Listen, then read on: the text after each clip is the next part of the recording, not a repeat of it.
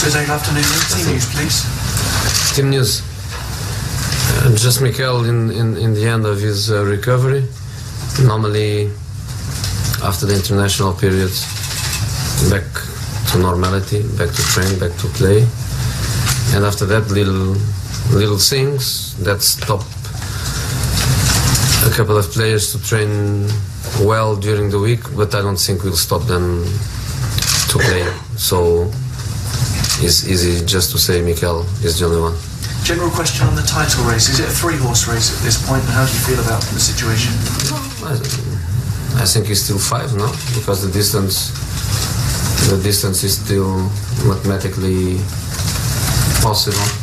Obviously, the 5th, the 4th, they don't have to fight against 1. They have to overcome not 1, not 2, but 3. So normally you'd say first 3, but the reality is that the distance between 2 and 3, 3 and 4, 4 and 5, the distance is so short that I look at them and mathematically I see that things are open. Around about this time last year, I think you described Chelsea as the little horse that needed milk and to learn to jump. How have you developed since then? What kind of horse are Chelsea now? You know, we are in front.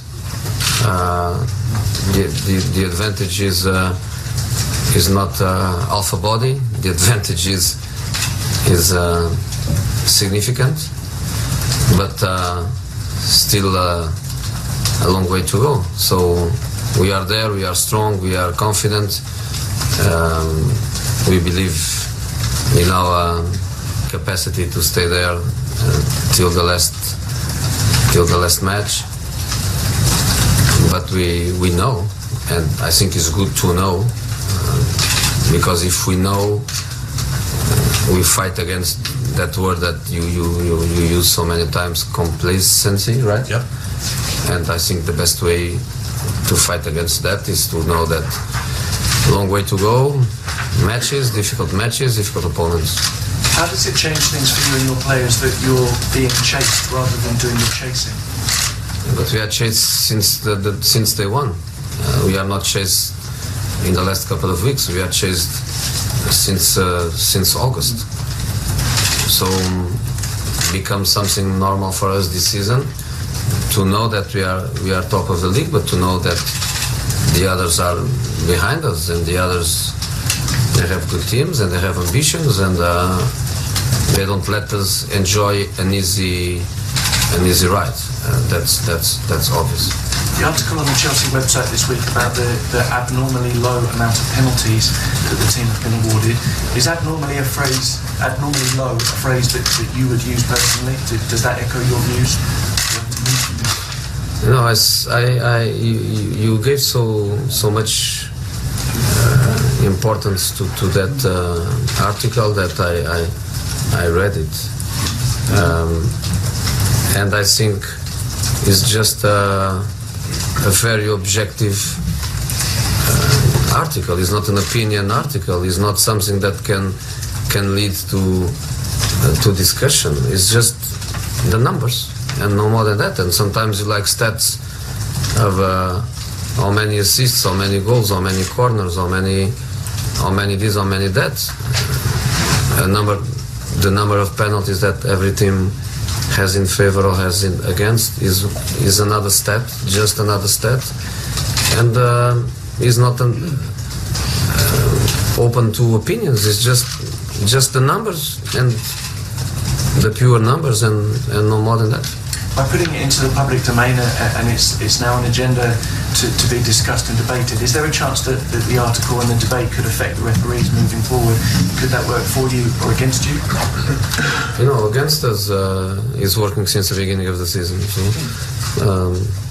it doesn't change. In favor, I don't believe too. I just believe that is an article with numbers, and the same way the numbers, they always tell the truth. How many goals this player scored, how many clean sheets this team has, how many assists that player made.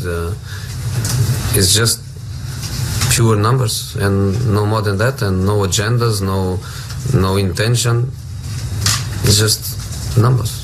Last time you played Hull this weekend, opponent, that 2 players were booked for diving. Do incidents like that affect the amount of penalties you get and the referee's decision making moving forward? I don't understand the question. When you played Hull, 2 players were booked for diving in the last game against them. Do those kind of incidents affect how many penalties you get moving forward? I don't know. Is it worth you talking to the head of referees about the issue quietly in the room, just the 2 of you? No, I just listened. I didn't ask, I just listened. There was a report this week that suggested the club could have significant funds available for transfers in the summer to the FFP. Have you made any consideration for transfer policy in the summer yet? Our transfer policy doesn't need a lot of funds because we don't need a lot of things. You know, we like our squad, we like our squad, we like our players. With a couple of exceptions, we have a young squad. Once more, I think our transfer policy will be nice and quiet, and will be also consequence of the players we sell and with the funds that we make with the players that we sell. And I think we are getting great credibility with the players we sell because we sell good players. So let's see what happened. But in this moment, if you ask me if I'm happy with the squad I have, yes, I'm happy with the squad I have. If you ask me 0 movements in or out, I say I don't believe, because you always want to improve and there is always a couple of changes to be made, but nothing really important. And I'm not worried about funds, because we are fine. And just on European football generally, English teams in Europe all out before the quarter-final stage. Do you have any thoughts on that as a general point? Are we slipping behind some of the other competing nations? I have my thoughts, obviously, but I keep for myself. I don't think my thoughts are important. I think there are people much more important than I am in this football country to analyze. I just analyze because I like to analyze, and I like the country, and I feel that even if sometimes I feel not, but I like to feel that I belong to your football country, and but I keep my reflections about it to myself. Hi Jose, for 5 Live and BBC London. How many points do you think you need to win the title? You know, if the other teams they can make 27, I need 22. People obviously expect Chelsea now to win the title. How do you cope with that expectation? Normal. Do you thrive on it? What is that? Do you thrive on that? What's that? The pressure. What is thrive? Do you benefit from the enjoy? Yes, enjoy. To be honest with you, I would prefer to have 20 points more. I would enjoy much more to have 20 points more. But normal. It's a good situation. It's a good situation for us. Chelsea won 3 Premier League titles, and people knows that number clearly. But you can analyze in a different way, which is in the last 9 years won it once. So it's not easy to win. And in these 9 years, Chelsea was never in the end of March with 6 points more than the second. So we have a good situation in our hands, and the way we worked last week, the way we worked this week, I think the players are very confident. I think the tendency of our team is to improve until the end of the season, because normally in this period the normal tendency is for the teams to accumulate fatigue and stress and big matches in Champions League, and in this moment our situation gave us space to work, space to improve. I repeat, not accumulation of fatigue, and I think our normal tendency is to end the season in a very strong way. Is that a problem for all teams, accumulation of fatigue and stress, those kind of things? They go in for every side going into the running? You know, if you ask me if I prefer to be in the Champions League, I would say obviously yes. Obviously yes. That's where I was almost every season of my career. I think it's the second time I don't reach quarterfinal in all my career. So I would prefer to be there. But the reality is that if in this moment we are in the Champions League, we would have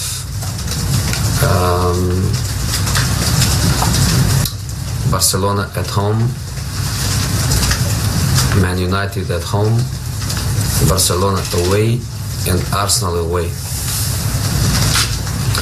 And obviously, this is a very difficult, hypothetical situation. In some countries, when the fixtures are made in pre-season, the fixtures protect the potential clubs to be in the Champions League, and the fixtures forbid or made it impossible immediately in the computer that in between these big fixtures of quarterfinals, semi-finals, it's possible to be played the big matches, the derbies, the classicals. But I would like to be in that position. I confess, I would like to be playing Barcelona, United, Barcelona, and Arsenal. But the fact that we went out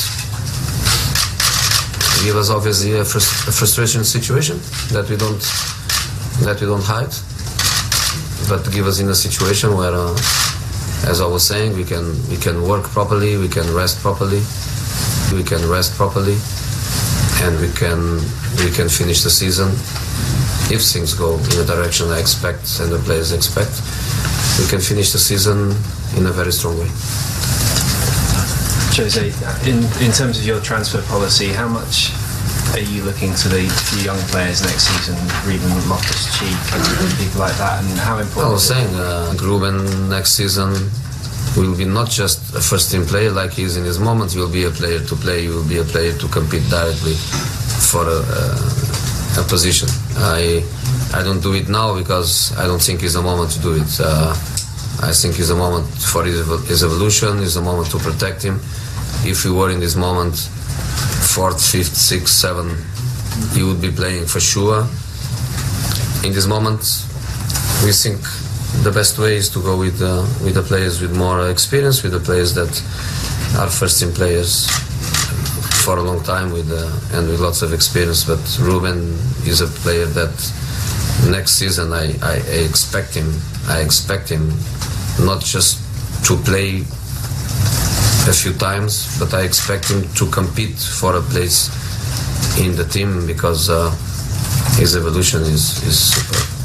If you were, a hypothetical situation, if you were offered £60 million to go out and buy Paul Pogba, for example, would you do it, or would you consider Ruben Loftus-Cheek? I don't speak about Pogba or other players. The only thing I can tell you is that you look to our midfield players, and between Fabregas, Matic, Ramirez, Ruben, Mikel is injured, but in between these guys we have a good group, and I believe a lot in Ruben. And I repeat, next season the squad will be made in a way where Ruben is not a number, where Ruben is a is a player to compete for a position. What's your thoughts on social network sites and Instagram? There was a report that your son was on Instagram earlier this week. In Poland. Okay. So, Jose, the majority of the squad have never won the Premier League. How important would it be for them to get over the line this time to perhaps then go on and win several titles like the previous team? You know, you have so many fantastic players with fantastic careers in the Premier League, and they never won the Premier League, and that's part of the game, and that's part of the difficulty that you have to win. I repeat again, in the last 9 years, Chelsea was champion once. So it's very, very difficult. But the reality is that every player has that ambition. I think every top player has ambitions to win big titles, and the Premier League is a big title for them. But you know, we go for it. We are still far, but we are closer than ever.